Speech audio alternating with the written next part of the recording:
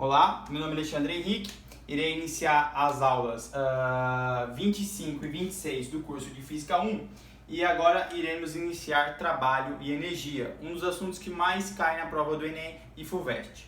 Bom, o que é energia primeiramente? O que é energia? Energia, quando você tem energia, você tem a possibilidade ou a capacidade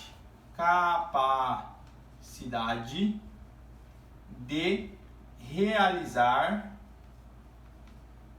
trabalho. Então, toda vez que você tiver energia, você consegue realizar trabalho. E o trabalho, com o trabalho você consegue variar a energia do sistema.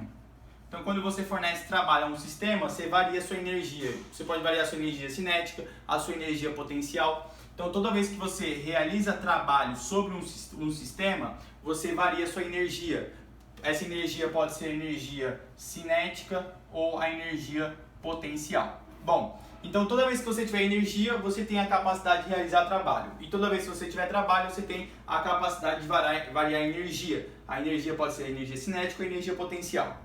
Ok, então toda vez que você tiver energia, você vai ter movimento. Por quê? Porque o trabalho é um movimento, ou uma possibilidade de movimento.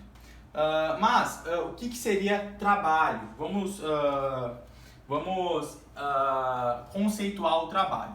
Bom, toda vez que você tiver energia, você tem a capacidade de realizar trabalho. Toda vez que você tiver trabalho, você consegue variar a energia. Você pode variar a energia cinética ou energia potencial.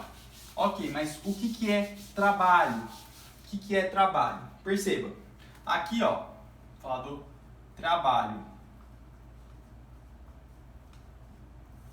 Bom, imagine que você tem um bloco e aqui ó, você tem uma distância, um ΔS. Aqui você vai ter um ΔS. O que seria o trabalho? O trabalho é você aplicar uma força nesse bloco e essa força você conseguir variar esse bloco em deslocamento. Então toda vez que você pegar e aplicar uma força nesse bloco e você conseguir distanciar ele ó, para essa distância D2, aqui é D1 e aqui é D2, você vai ter um ΔS. Então se você aplicar uma força e o objeto sofrer uma movimentação, você está realizando trabalho. Por quê? Porque o trabalho é a capacidade de variar a energia. Toda vez que você aplicar um trabalho, perceba que ele vai ganhar energia cinética. Então, toda vez que você aplica um trabalho, ele ganha energia na forma de velocidade. Então, o trabalho dessa força vai ser igual, ó, vai ser igual a força resultante multiplicado pelo ΔS multiplicado pelo cosseno do ângulo, ó, multiplicado pelo cosseno do ângulo da força em relação ao ΔS. Perceba que o cosseno do ângulo da força e o ΔS aqui é zero, eles são paralelos, então o ângulo é zero. Se o ângulo for zero, o cosseno de zero é 1. Então o trabalho da força resultante que está sendo aplicado nesse sistema vai ser igual a força resultante multiplicado pelo ΔS. Ok, qual seria as unidades? As unidades seriam ó, Joule. Por que Joules? Porque isso aqui é Newton multiplicado por metro. Então toda vez que você tiver Newton multiplicado por metro, você vai ter o Joule. Mas, ó, perceba, esse trabalho está totalmente relacionado com o cosseno entre a força e o ΔS. Se a força for variando o cosseno, por exemplo, subindo, você vai variando também o trabalho. Toda vez que você modificar essa força em relação, se você tiver um 180 graus, você vai ter a força para cá e o ΔS para lá. Portanto, você vai ter uma força resistente. Como assim? Vou fazer uma tabela, vou apagar isso aqui e vou deixar isso aí. Vou fazer uma tabelinha, vou apagar isso aqui, vou fazer uma tabela. Digamos que você tem ó, três tipos de força. Se o cosseno estiver entre 0 graus, sendo maior ou igual o θ e menor ou igual a 90 graus, olha o que vai acontecer. Você tem aqui um bloco e depois de um determinado tempo esse bloco vai estar aqui. Se essa força for para cá, ó, por exemplo, você tem que a distância vai ser sempre horizontal, se o plano for horizontal. Se não for inclinado, a distância vai ser horizontal. Então, a força e o deslocamento está formando esse ângulo aqui, ó. Se esse ângulo for maior ou igual a 0 e menor ou igual a 90, menor do que 90, você vai ter que esse trabalho, ele é um trabalho positivo, portanto é um trabalho motor. O que é um trabalho motor? Toda vez que você tiver um trabalho positivo, a energia cinética final vai ser maior que a energia cinética inicial, ok? Toda vez que você tiver um trabalho positivo, você vai ter um trabalho motor, então você vai ganhar energia. Que tipo de energia? Energia cinética para para esse exemplo. Mas se você tiver um ângulo formado a força e o ΔS for de 90 graus, você vai ter que o bloco, ó, vai estar o deslocamento na horizontal, o ΔS, mas você vai ter aqui uma força para cima, formando 90 graus. Aqui é o ΔS, tirar o ΔS daqui. Aqui seria o ΔS e aqui está o 90 graus. Bom, qual é o cosseno de 90 graus? O cosseno de 90 graus é 0. Então, a força, o trabalho da força resultante seria a força multiplicado pela variação do deslocamento, a variação do espaço, multiplicado pelo cosseno de 90. Mas, você sabe que o cosseno de 90 é 0, então a força resultante seria 0, porque qualquer número multiplicado por 0 dá 0. Então isso aqui seria um trabalho nulo, não existiria trabalho. O trabalho aqui é nulo. Não existe trabalho. Por quê? Porque a força resultante e o deslocamento está formando um ângulo de 90 graus. Então se forma o cosseno de 90 graus é 0. Portanto, não existe trabalho para quando você tem uma força para cima formando um ângulo de 90 graus, uma perpendicular. Bom, e se o ângulo estiver maior que 90 graus e menor ou igual a 180 graus?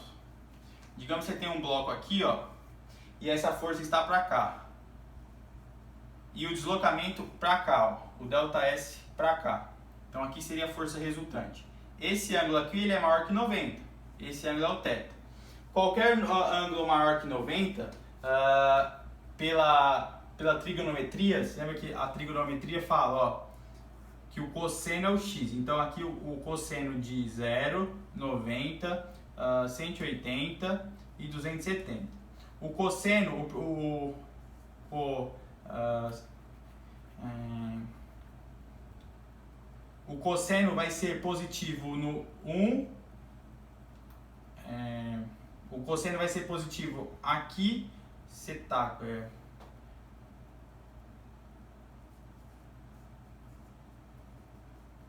não, cosseno, seno. Você tem que, para o primeiro quadrante com o cosseno, aqui no cosseno é 1 e aqui vai ser menos 1. Então aqui é positivo e aqui é positivo. O 12 setaco, 12, 13 e 14. Então, para o cosseno, os números positivos vai ser no primeiro quadrante e no segundo quadrante, no quarto quadrante. Então, se você tiver entre o maior que 90 e menor que 180, você vai estar no segundo quadrante, que para o cosseno é negativo. Então, toda vez que você tiver uma força e o deslocamento formando um ângulo maior que 90 e menor que 180, você vai estar no segundo quadrante da trigonometria, portanto o cosseno vai ser negativo. Então o trabalho da força resultante vai ser a força resultante multiplicado pela variação do espaço multiplicado pelo cosseno do θ, mas o θ sendo maior que 90 e menor ou igual a 180. Então vai ser um ângulo, vai ser negativo. Então o trabalho da força resultante vai ser negativo. Quando o trabalho da força resultante for negativo, você que tem que o trabalho é um trabalho resistente. Não é um trabalho resistente, não é um trabalho motor, é um trabalho resistente. Ok? Quando você tem uma força junto com o ΔS formando um ângulo de maior que 90 ou menor ou igual a 180, você tem um trabalho resistente. Ok? Vamos agora, eu estou falando isso tudo, o trabalho da força resultante multiplicado pela variação do espaço, multiplicado pelo cosseno, é sempre quando a força for ter uma resultante, não for uma força variada. Então perceba.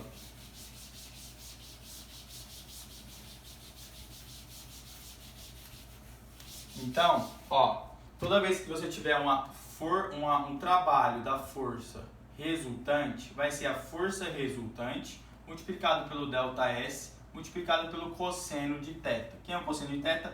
É o ângulo formado entre a força resultante e o deslocamento. Ok, mas isso com uma força constante. Mas, da maioria das vezes, você não tem uma força constante no decorrer do tempo. Então, você pode ter aqui um gráfico entre a força e o deslocamento. Perceba que se essa força em Newton ela for variada, por exemplo, ela começar aqui, aí vem para cá, fica constante e depois decresce. Qual será o trabalho? O trabalho da força resultante sempre vai ser a área. Quando você tiver um plano cartesiano com força e ΔS, perceber que essa força está variando, você tem que o trabalho resultante vai ser numericamente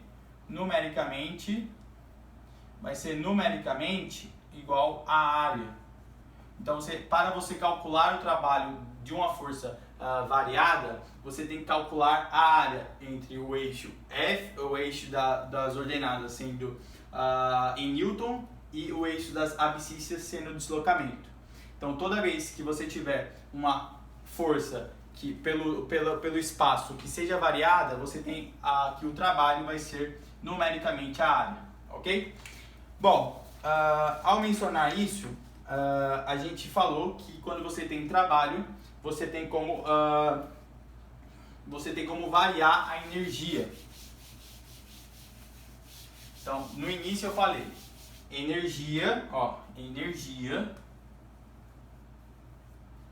é a capacidade de realizar trabalho. E o trabalho? O trabalho é a variação da energia. Então, quando você pega um bloco e empurra, você está variando a energia do bloco. Por quê? Porque você está dando energia cinética. Mas de onde você está tirando o trabalho? O trabalho está vindo da sua energia química, na quebra das moléculas de glicose formando ATP.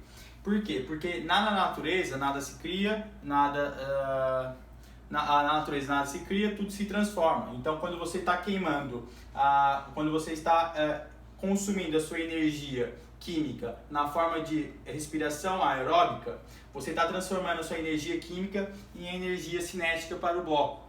Porque na natureza a energia sempre se conserva, nada se destrói, tudo se transforma. Por quê? Porque a energia do sistema sempre tem que ficar constante. Ok, então eu falei que tem dois tipos de você calcular o trabalho. Tem como você calcular o trabalho da força resultante, sendo a força resultante multiplicado pelo ΔS, multiplicado pelo cosseno, formado entre a força e o ΔS. E se você tiver a força variada, você tem que o trabalho da força variado vai ser numericamente a área entre a força e o deslocamento. Aqui vai ter uma área, então essa área aqui vai ser o trabalho da força variada, ok? Então a aula de hoje foi isso. Na próxima aula a gente vai começar a teoria da energia cinética e como que o trabalho consegue variar a energia, ok? Então deixa o like, compartilha e até a próxima aula. Tchau, tchau!